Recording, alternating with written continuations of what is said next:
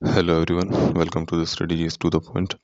आज हम लोग पढ़ने वाले हैं यूनेस्को के बारे में, उसका संरचना, उसका कार्य क्या क्या है, वो हम लोग पढ़ने वाले हैं डिटेल में। तो चलो बिना समय गंवाए सीधा टू द पॉइंट शुरू करते हैं।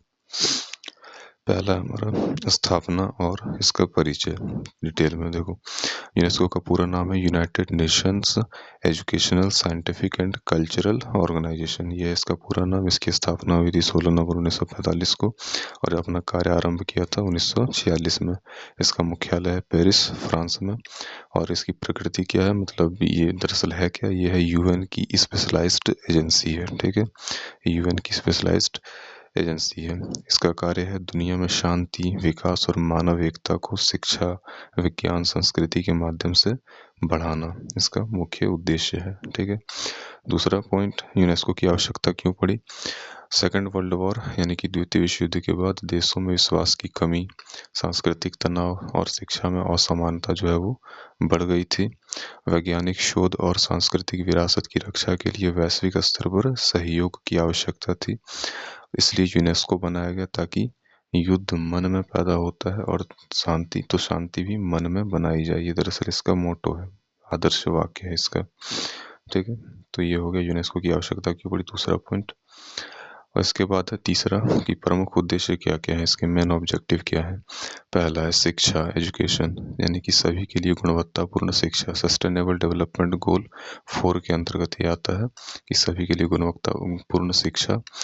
स्कूलों में समानता, समावेशन और साक्षरता, शिक्षण, प्रशिक्षण और शिक्षा की मॉनिटरिंग। विश्व शिक्षा रिपोर्ट जो कि जीईएम रिपोर्ट कहलाती है, वो यह जारी करती है। ये बहुत इंपॉर्टेंट है, इसे ध्यान में रखना है, विश्व शिक्षा रिपोर्ट। फिर शिक्षा सांख्यिकी, यूनेस्को इंस्टीट्यूट फॉर स्टैटिस्टिक्स यूआईएस ये जारी करती है। तो ये हो गया शिक्षा का क्षेत्र इसका। फिर है बी, विज्ञान, साइंस, जल प्रबंधन, मौसम, महासागर, जैव विविधता, ये हो गए इसके विज्ञान के अंतर्गत आने वाले क्षेत्र।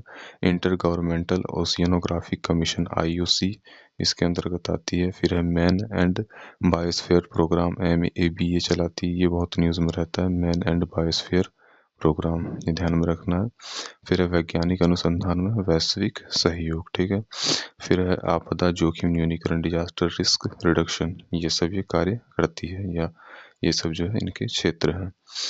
फिर इसके बाद है संस्कृति यानी कि कल्चर, विश्व धरोहर स्थलों की पहचान और सुरक्षा, अमूर्त सांस्कृतिक विरासत, इंटेंजिबल कल्चरल हेरिटेज, यह जो है इसकी सुरक्षा करती है। फिर है सांस्कृतिक विविधता को बढ़ावा देना, सांस्कृतिक विरासत के संरक्षण पर अंतर्राष्ट्रीय मानक स्टैंडर्ड बनाना। ठीक है, संस्कृति ये बहुत ज़्यादा सांस्कृतिक कार्यों के लिए जानी जाती है अपने, कि विश्व धरोहर स्थलों की पहचान, यूनेस्को, वर्ल्ड हेरिटेज साइट, नाम सुना होगा इन सब का आपने, तो वो सभी कार्य करती है।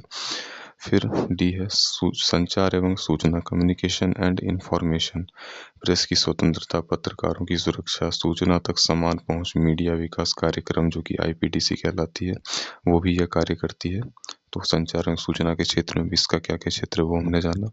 इसके बाद आते हैं, इसके बाद है यूनेस्को के प्रमुख वैश्विक कार्यक्रम। पहला देखो, वर्ल्ड हेरिटेज कन्वेंशन 1972 में आया था। इसका उद्देश्य सांस्कृतिक व प्राकृतिक धरोहरों का संरक्षण करना, सूची में शामिल स्थलों की निगरानी और तकनीकी सहायता करना। भारत के 42 स्थल सूची में शामिल 2025 तक हैं। 2025 तक लगभग 42 स्थल जो है वर्ल्ड हेरिटेज कन्वेंशन के अंतर्गत वर्ल्ड हेरिटेज साइट में भारत के शामिल हैं। ये बहुत इंपॉर्टेंट है, इसे ध्यान में रखना है बिल्कुल। ठीक, इसके बाद आते हैं MAB, Man and Biosphere Programme. यह 1971 में शुरू हुआ था। इसका काम है बायोस्फीयर रिजर्व की वैज्ञानिक सुरक्षा करना, मानव और प्रकृति के बीच संतुलन यानी बैलेंस बनाए रखना। और भारत के 18 यूनेस्को मान्यता प्राप्त बायोस्फीयर रिजर्व हैं, 18 हैं टोटल मान्यता प्राप्त बायोस्फीयर रिजर्व। ठीक है, तो ये हो गया इसका मैन एंड बायोस्फीयर प्रोग्राम। इसके बाद आते हैं, इसके बाद है इंटेंजिबल कल्चरल हेरिटेज प्रोग्राम 2003।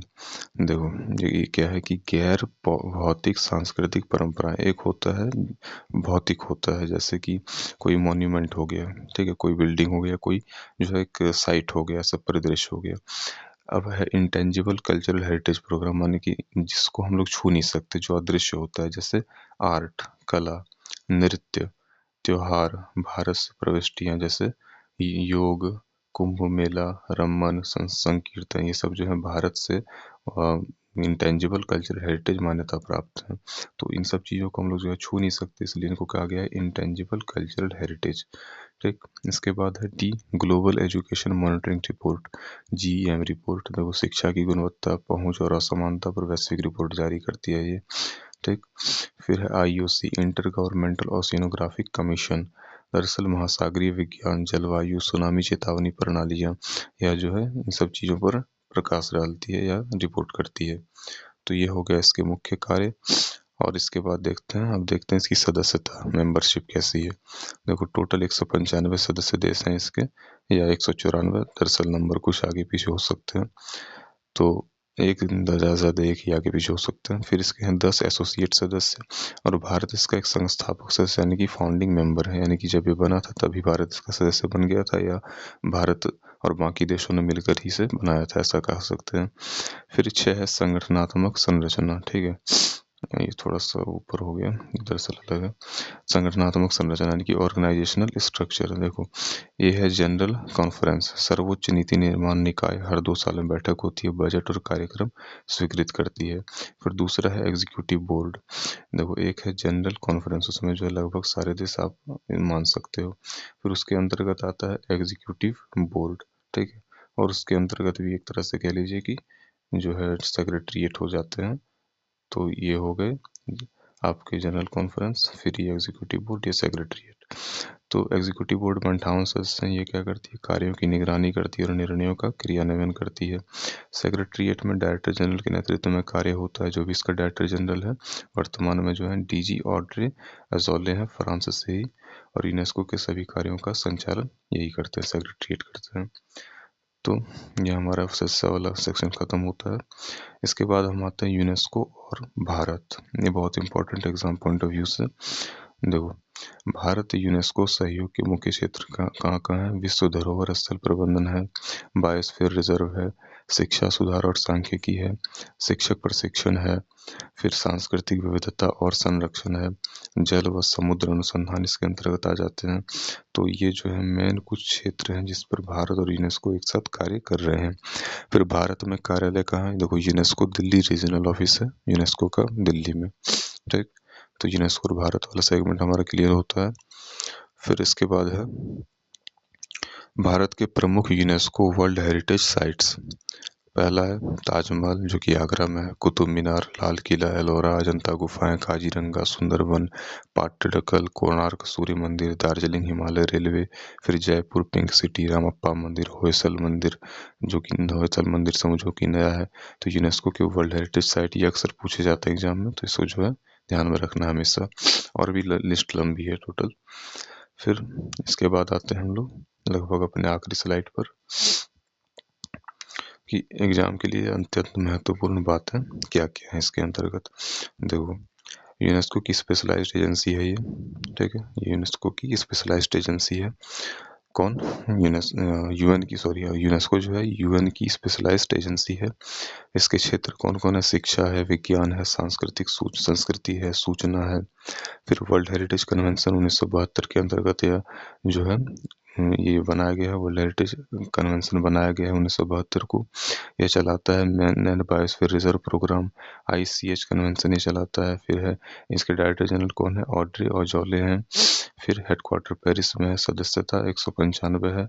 और भारत के विश्व धरोहर स्थल जो है बहुत सारे हैं इसमें। फिर यूनेस्को इंस्टीट्यूट फॉर स्टैटिस्टिक्स है, ये भी UIS, ये बहुत सारा डेटा जारी करती है। भारत के 42 विश्व धरोहर स्थल है। तो ये हो गया एग्जाम के लिए कुछ इंपॉर्टेंट बात है। और यहाँ पर एक बॉक्स दिया गया है जो एक तरह से कह सकते हैं कि अपडेटेड है, इसको आप कर लीजिएगा कि वर्तमान महानिदेशक कौन है, ऑड्रे अजौले हैं। सदस्य देश कौन कौन है, 194 सदस्य देश हैं, और 12 जो है वो सहयोगी देश हैं।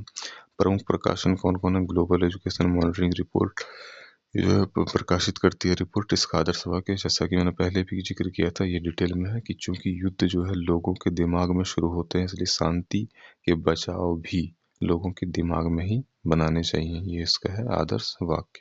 ठीक है, तो उम्मीद करता हूँ आपको ये वीडियो पसंद आई होगी। देखने के लिए बहुत बहुत धन्यवाद।